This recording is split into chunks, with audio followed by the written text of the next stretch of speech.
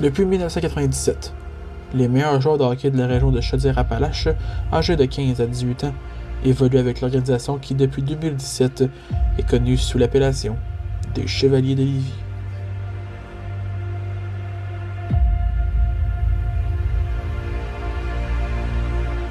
Lors de sa première saison de relèvement des Chevaliers de Lévis, l'entraîneur-chef Pierre-Luc Giguère amène son équipe en finale de la Coupe Jimmy Frary. Malheureusement, son équipe subit la défaite en prolongation face aux Canadiens de Magog. Passe plus loin, c'est manqué, intercepté. C'est Connor Macy qui s'avance. Macy, un tir de but! Et les champions de la Ligue M18-3! Oui. Bien, la première année que j'ai coaché, là, moi c'était ma première année, je voulais apprendre aussi le niveau. Même si j'avais coaché 6 ans, des jeunes de cet âge-là, c'était pas la même ligue, tous les mêmes règlements. Fait que je pense qu'on a fait une belle année. Je pense qu'on n'a pas été chanceux à la fin avec les blessures et les gars qui étaient malades. Mais en même temps, je dis pas qu'on aurait gagné. Ça aurait été peut-être une série un peu plus serrée. Très grosse déception du côté des Chevaliers. On était en avantage numérique. Cette année, je pense qu'avec le fait que l'an passé, on avait beaucoup de jeunes qui avaient connu une saison au-dessus des attentes l'année passée. Pas dans les séries, mais dans la saison. On sentait que les joueurs, on avait de quoi de bon dans les mains, puis que les joueurs avaient faim. C'était une équipe qui compétitionnait, des jeunes qui avaient beaucoup de plaisir à côtoyer ici. Mais j'aurais pas pu penser qu'on aurait une aussi belle saison pareille.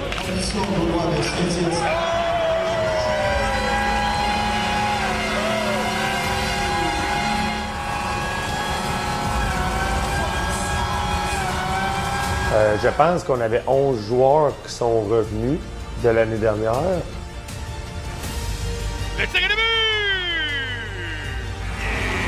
Émeric Paris! Alors, très bon début de la part des Chevaliers. C'est Émeric Paris, le vétéran et capitaine de la formation, qui s'inscrit. Je pense que lui, il pouvait rassurer les joueurs qui arrivaient dans l'équipe. Lui, il a connu toutes les étapes. Une année difficile pour lui quand il avait 15 ans, une année à 16 ans. Fait que peu importe l'âge que les joueurs avaient, je pense qu'il était là pour les épauler. C'est un gars qui est calme. Dans les moments stressants ou quoi même, il réagit souvent de la bonne façon. Fait que c'est ça qu'on aimait beaucoup d'Émeric, c'est sa maturité, son calme pour aider aussi les autres là-dedans. Des fois, tu es stressé, tu es hyper excité. Bien, lui, avec l'expérience qu'il avait, c'était un homme un peu plus calme dans le vestiaire qui aidait à calmer les joueurs. Entrée territoire, belle fête, Thomas Huot à Poirier, devant la boucle, super barret à la pointe de retour, encore un super barret d'Antoine Proulx. Wow! Comme un peu avec Émeric, Antoine, c'est un gars qui est calme, il gardait tout le temps, même si on avait des mauvais moments, parce qu'on en a eu dans les séries, là, beaucoup plus de chances de marquer pour l'adversaire que nous, bien, en gardant son esprit calme, on dirait qu'il rassurait les joueurs, il rassurait les coachs aussi. Il faisait des fois des arrêts qui semblaient faciles, mais qu'on savait qu'ils n'étaient pas faciles. Fait qu'on savait aussi qu'il ne donnait pas bien plus que 3 buts par match. On avait, oui, une excellente défensive, mais lui, Brian, je donnais très rarement plus que 3 buts. Puis à ce moment-là, c'était plus facile pour nous de compter les buts pour permettre de gagner. Lentement, un peu de vitesse, Dubé-Semaine, fin de tir, le but! Donne la victoire aux Chevaliers! Et c'est une saison parfaite en temps réglementaire pour les Chevaliers de Lévis à la Redette de Lévis. Une autre victoire pour les Chevaliers. Et la saison régulière s'est amusée sur une bonne... Bien, on avait peur un peu du fait que ça soit un 2-3. Les jeunes avaient peur de choquer. Ça faisait longtemps qu'on n'avait pas joué. Eux autres, ils avaient joué un 2-3 contre Jonquière. Fait qu'à ce moment-là, on avait hâte au premier match. C'est un match qui a fini très serré avec un but en filet désert là, à 4-2. Après ça, on dirait que la pression a été relâchée. Il fallait comme vivre ce moment-là pour après ça mieux jouer. Je pense que quand on est arrivé en série, on a tous donné une coche de plus, qui fait qu'on est encore plus, mettons, dominant ou quelque chose de même. Quand même une bonne série, on avait gagné la première. La deuxième, il fallait se dire qu'il fallait sortir fort parce que les autres ils auraient sorti fort. C'était peut-être leur dernière game de la saison, fait qu'on est sorti fort. La game 2, à part un petit relâchement début de troisième, je pense qu'on menait 5-1 après 2. Puis on se sentait vraiment en confiance. Puis après qu'on ait gagné cette série-là, on a dit OK, là, on s'en va dans les 3-5. Puis on savait que les 3-5 allaient peut-être plus nous sourire parce qu'on avait plus de temps si jamais on échappait une. On gagnait 2-0. On avait fait des belles remontées. Les games d'avant, ça avait bien été. Nos deux gardiens de but ont été honnêtement exceptionnels. On pense souvent d'Antoine qui est allé au championnat mondial. Mais je pense qu'on peut dire un peu dans l'ombre. Je pense qu'il y a eu Ryan aussi qui est... Honnêtement, il a sorti des très grosses performances puis qu'il a toujours été là pour nous autres. Et là, moi et Antoine, on s'entendait super bien. Puis il disait que durant la saison, il voulait que ça soit 50-50. Il y avait 2 premiers goalers. Fait que ça s'est bien passé, j'ai pris ça comme d'habitude, j'ai pris ça game par game, puis ça a super bien été. Gaulois, il fallait se dire qu'il y avait une grosse offense, fait que là, notre but, c'était plus de pas leur faire de but, pas qu'ils fassent de but.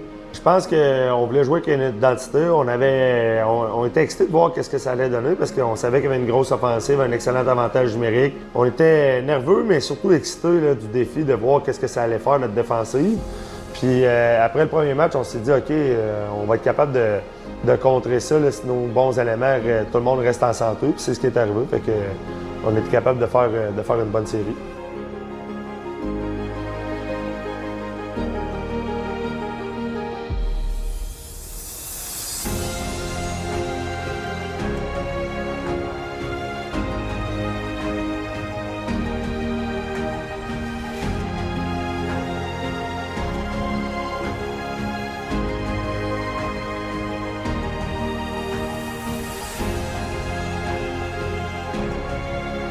Bien, c'est sûr qu'il y avait un stress encore une fois. Là, on voyait Laval-Montréal qui jouait du très bon hockey, qui avait beaucoup d'offensives encore une fois.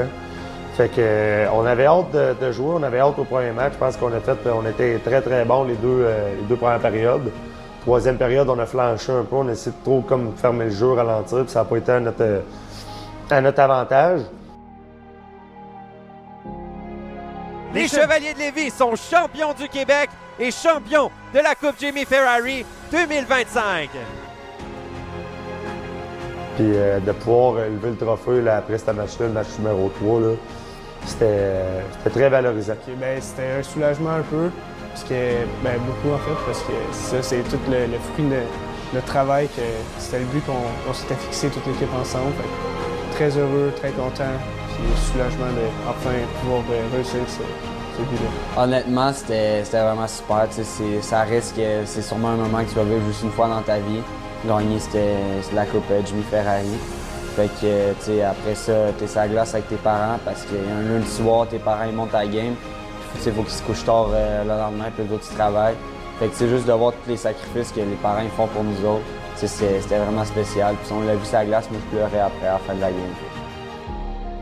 En 2024-2025, les Chevaliers de Lévis auront terminé avec une fiche exceptionnelle de 59 victoires, 6 défaites, dont 5 en temps supplémentaire.